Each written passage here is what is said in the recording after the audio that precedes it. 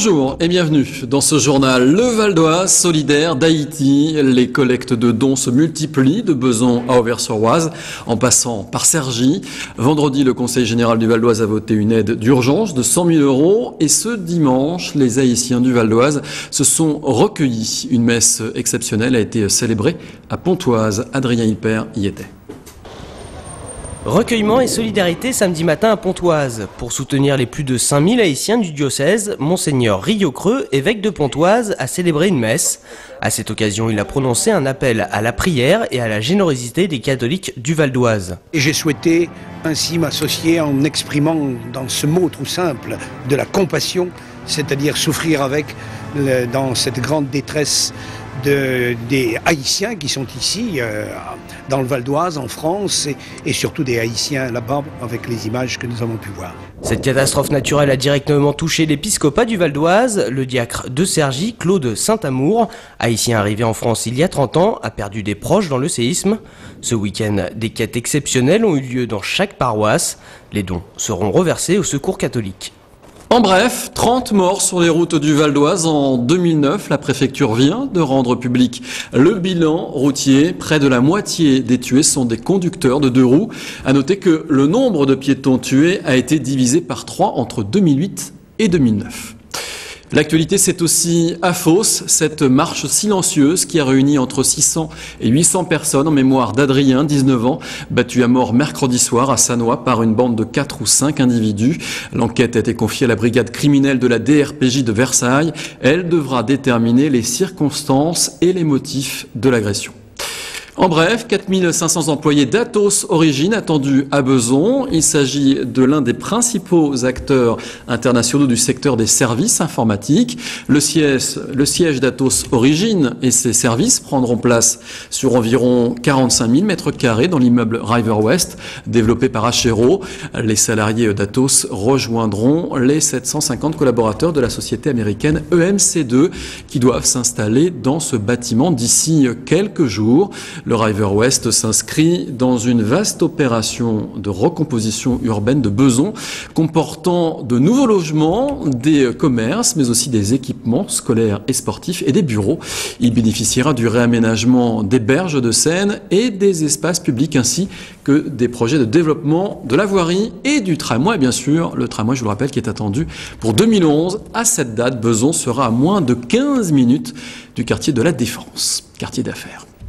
L'actualité est aussi politique. Ce lundi matin, une délégation de conseillers généraux de gauche a remis au préfet une motion votée vendredi dénonçant les transferts de charges non compensés par l'État depuis 2004, du RMI en passant par le RSA.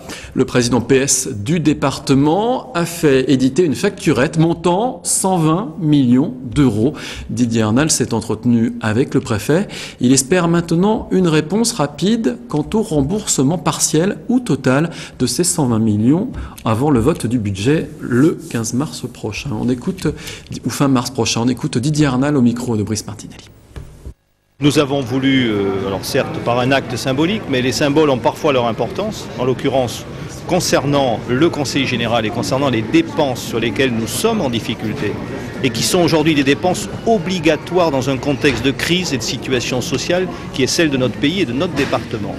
Sur ces dépenses-là, nous avons aujourd'hui, ou l'État à l'égard du Conseil général, une dette que nous estimons certaine fin 2009 de 107 millions d'euros et très certainement de 120 millions d'euros fin 2010. C'est quand même un élément considérable.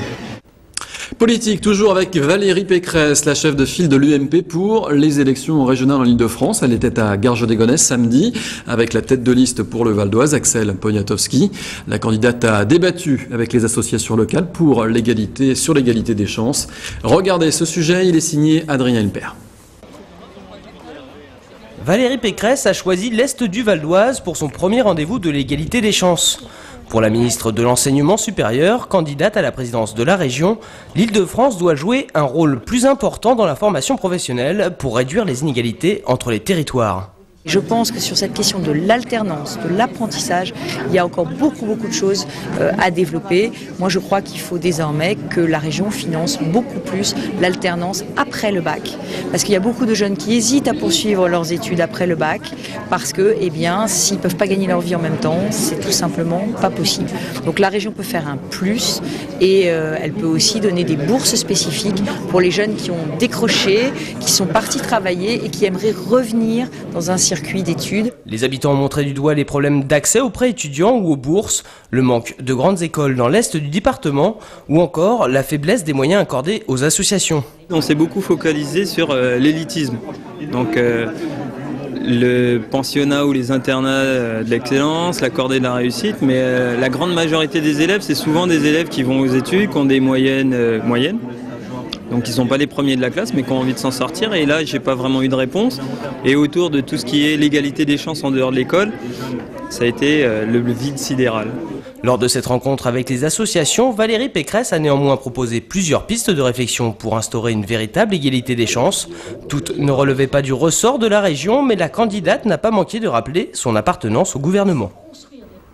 Et la visite de Valérie Pécresse, candidate et ministre, a suscité la réaction de la tête de liste Europe Écologie sur le Val d'Oise. Pour Safia Lebdi, je cite, « Le gouvernement a depuis son entrée en fonction fait une politique allant à l'opposé de la lutte contre les discriminations raciales, sexuelles et territoriales. » Fin de citation.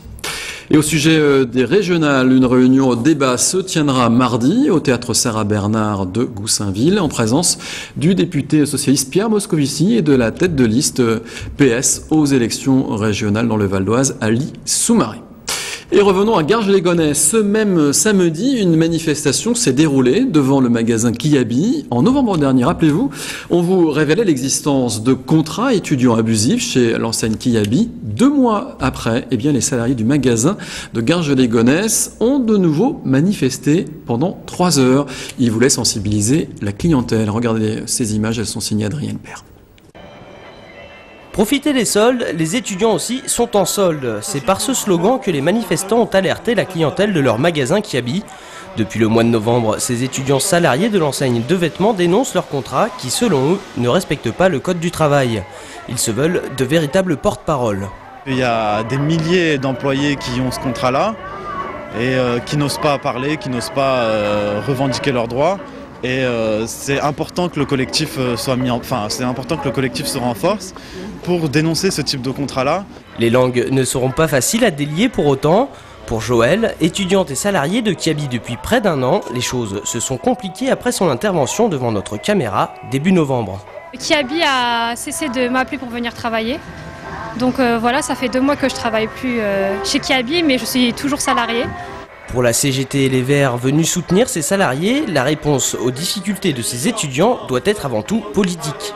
Aujourd'hui, les politiques doivent se poser la question, à savoir quel est l'avenir. Quel avenir on laisse à nos jeunes dans la société. Est-ce qu'on mène une vraie politique de vrais contrats pour que les jeunes puissent s'épanouir dans notre société, ou alors on laisse notre jeunesse pourrir dans les entreprises où il y a des abus au niveau des contrats de travail. C'est quand même triste que la seule vision du monde du travail qu'on leur offre, que leur offre des grandes enseignes comme Kiabi, ça soit juste l'exploitation à outrance.